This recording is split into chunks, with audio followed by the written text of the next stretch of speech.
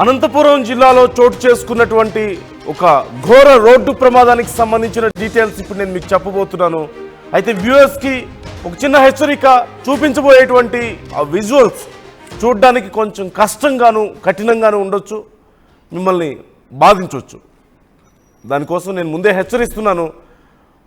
అనంతపురం జిల్లా ఉరవకొండ మండలంలో ఈ రోడ్డు ప్రమాదం చోటు చేసుకుంది. బూదగని సమీపంలో ఒక జాతీయ రహదారిపై కారు బోల్తా పడింది. అక్కడికక్కడే ముగ్గురు దుర్మరణం పాలైనట్లుగా తెలుస్తోంది. మరొకరికి తీవ్ర గాయాలయ్యాయి. అయితే వారిని ఆసుపత్రికి తరలించారు. మృతులను మహారాష్ట్రలోని ఇలానగర్ జిల్లా వాసులుగా గుర్తించారు. శివ్గావ్కు చెందిన తుషార్, శ్రీకర్, కార్తిక్గా గుర్తించారు. తిరుమల శ్రీవారిని దర్శించుకొని తిరిగి వెళ్తుండగా ఈ ప్రమాదం జరిగినట్లుగా తెలుస్తోంది. విజువల్స్లో మనం చూస్తున్నాం. ప్రమాదం తర్వాత స్థానికులు అక్కడ కొంత సహాయ సహకారాలు అందిస్తున్నారు వారిని బయటికి తీసుకురావడానికి. మృతులు మహారాష్ట్రకు చెందిన వారిగా గుర్తించారు. శివ్గావ్కు చెందినటువంటి తుషార్, శ్రీకర్, కార్తిక్గా గుర్తించారు. శ్రీవారిని దర్శించుకొని వెళ్తుండగా ఈ ప్రమాదం జరిగినట్లుగా తెలుస్తుంది. ప్రమాదంలో కారు పూర్తిగా నుజ్జైనటువంటి పరిస్థితిని మనం చూస్తున్నాం. బూదగవి సమీపంలో ఈ ఘటన అక్కడే చోటు చేసుకుంది. ఈ ఘటనలో ముగ్గురు అక్కడికక్కడే ప్రాణాలు కోల్పోగా ఒకరికి తీవ్ర గాయాలయ్యాయి. ప్రస్తుతం వారిని ఆసుపత్రికి తరలించి చికిత్స అందిస్తున్నట్లుగా తెలుస్తోంది. చలనాయుడు ఉన్నారు మనతో, ఫుల్ డీటెయిల్స్ తెలుసుకుందాం. చలనాయుడు, డీటెయిల్స్ ఎలా ఉన్నాయి? అసలు ఈ ప్రమాదం ఎలా జరిగింది? కారు చూస్తే పూర్తిగా నుజ్జు అయిపోయింది అక్కడ కారు అంతా కూడా. డీటెయిల్స్ ఎలా ఉంది? నందు, ఈ ఉరవకొండ సమీపంలో బూదగవి ఒకటి ఉంటుంది ఫేమస్. ముఖ్యంగా సూర్యనారాయణ స్వామి ఆలయం కూడా అక్కడ ఉంటుంది. ఆ ప్రాంతంలో ఈ మధ్య కాలంలో కూడా ప్రమాదాలు విరివిగా జరుగుతున్నాయని చెప్పేసి కూడా స్థానికులు చెప్తున్నటువంటి నేపథ్యం. ఇటీవల కాలంలోనే నెలలో ఒక్కసారి ఖచ్చితంగా ఇక్కడ యాక్సిడెంట్స్ జరుగుతున్నాయి, ప్రమాదాలు జరుగుతున్నాయి.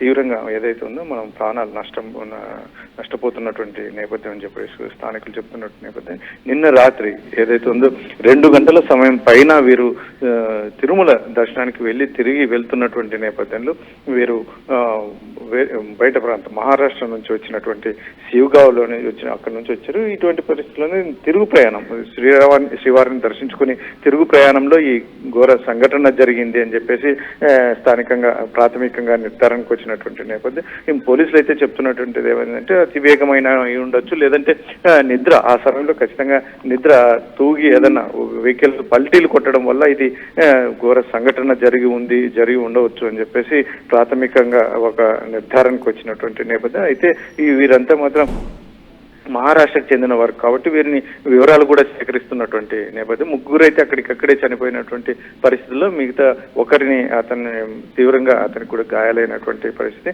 అతన్ని మెరుగైన వైద్య చికిత్స కోసం బయటికి కూడా పంపాలని పోలీసులు నిర్ణయం తీసుకున్నటువంటి నేపథ్యం. ముఖ్యంగా వీళ్ళైతే ముగ్గురు ఫ్రీక్వెంట్ గా యాక్సిడెంట్స్ అవుతున్నాయని చెప్తున్నారు. కారణం ఏంటి? ఏదైనా అక్కడ రోడ్డు కానీ ఇంకేదైనా సమస్య ఉందా? షార్ప్ టర్న్స్ ఉండడం వల్ల ఏమైనా జరుగుతుందా, లేదంటే ఇంకేదైనా సమస్య ఉందా? ఏమంటున్నారు స్థానికులు? అక్కడ అయితే ఇంతకుముందు కొంచెం షార్ట్ ఉండేది, కానీ ఇప్పుడు రోడ్డు కూడా బాగా వెడల్పు చేశారు, బాగా ఉంది, బాగా వేశారు. కానీ ఇక్కడైతే సంఘటన ఈ మధ్య కాలంలోనే ఒక విలేకరి కూడా వస్తూ అక్కడ చనిపోయినటువంటి నేపథ్యం. అంతకుముందు కూడా ఒక ధర్మవరం వాసులు కూడా చనిపోయినటువంటి నేపథ్యం. ఇటువంటివన్నీ అక్కడ దాదాపు 200-300 మీటర్ల సమీపంలోనే ఈ సంఘటనలు జరుగుతున్నాయని చెప్పేసి స్థానికులు చెప్తున్నటువంటి నేపథ్యం. ముఖ్యంగా నిన్న రాత్రి జరిగినటువంటి సంఘటన అర్ధరాత్రి సమయంలో కొంచెం, ఎందుకంటే ఆ పెద్ద శబ్దం రావడం మాకు భయభ్రాంతులకు గురై కావాల్సిన పరిస్థితులు వచ్చాయి. ఎందుకంటే అది వెహికల్ ఆ సమయంలో నిద్రపోతున్న సమయం, ఎందుకంటే సైలెంట్ గా ఉంటుంది కాబట్టి ఆ పెద్ద శబ్దాలతో జరగడం అనేది చూస్తే చాలా దారుణంగా అనిపించింది అని చెప్పేసి కూడా స్థానికులు చెప్తున్నటువంటి నేపథ్యంలో మరి ఈ సంఘటనకు పూర్తిగా అక్కడే మరి ప్రికాషన్స్ ఏమైనా తీసుకోవాలా, రోడ్ సేఫ్టీ మెథడ్స్ ఏంటి, పోలీసులు కావచ్చు ఇలాంటి ఇతరత్ర అధికారులు కావచ్చు ఏంటి అక్కడే ఎటువంటి నిర్ణయాలు తీసుకుంటారు అనేది కాస్త మనం పక్కన పెడితే, ఇప్పుడైతే ప్రస్తుతం జరిగినటువంటి సంఘటన అయితే మాత్రం అక్కడ స్థానికుల్ని కలిచివేస్తున్నటువంటి నేపథ్యం. ఎందుకంటే ఎక్కడి నుంచో వచ్చి వారి శ్రీవారిని దర్శించుకొని తిరుగు ప్రయాణంలో, ముఖ్యంగా వేరే రాష్ట్రం నుంచి వచ్చినటువంటి వాళ్ళు తిరుగు ప్రయాణంలో చనిపోవడం అనేది అది దురదృష్టకరం, ముఖ్యంగా చాలా బాధాకరం అని చెప్పేసి కూడా స్థానికులు చెప్తున్నటువంటి విషయం. ముఖ్యంగా ముగ్గురు చూడొచ్చు వెహికల్లో నుంచి వారిని బయటికి తీయాలంటే కూడా చాలా పోలీసులు శ్రమించాల్సిన పరిస్థితి వచ్చింది.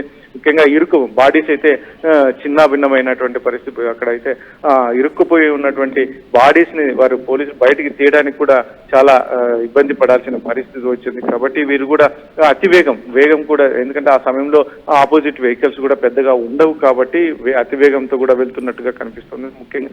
కాబట్టి ఆ ప్రమాదానికి ముఖ్యంగా నిద్ర తూగడము, లేదంటే ఇంకా ఏది ఆపోజిట్ వెహికల్ కానీ ఏది రాలేదు. కాకపోతే వీళ్ళు వెహికల్ నిద్రపోయిన సమయంలోనే పల్టీలు కొట్టింది అని చెప్పేసి స్థానికులు చెప్తున్నటువంటి నేపథ్యం నందు.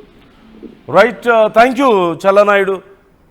కొంత అతివేగం లేదంటే లాంగ్ జర్నీ చేస్తున్నారు కాబట్టి ఆ బడలిక వల్ల ఈ ప్రమాదం జరిగి ఉండొచ్చు అంటూ ప్రాథమికంగా అంచనా వేస్తున్నారు. అయితే ఫ్రీక్వెంట్గా అదే ప్రాంతంలో అక్కడ యాక్సిడెంట్స్ అవుతున్నట్లుగా తెలుస్తోంది. అధికారులు ఒకసారి చెక్ చేయాల్సిన అవసరం ఉంది. ఎందుకు జరుగుతుంది, రోడ్డు ఏదైనా సమస్య ఉందా లేకపోతే ఇంకేదైనా సమస్య ఉందా అక్కడ అనేది ఒకసారి చెక్ చేయాల్సిన అవసరం ఎంతైనా ఉంది.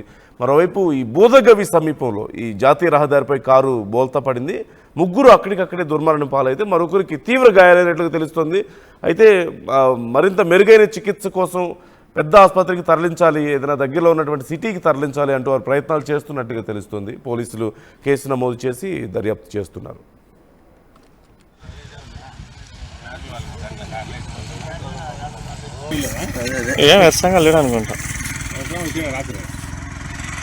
రేత్రి 12 గంటలకంటరా ముగ్గురు పోయినారు. కొంత బాగానే ఉన్నాడు సార్ ఆయన, అంతేగా. తెలుగులో ఫాస్టెస్ట్ న్యూస్ యాప్ ఇప్పుడు కొత్త అవతారంలో 5 సెకండ్లోనే పూర్తి వార్తా సమాచారం మీ చేతుల్లోకి.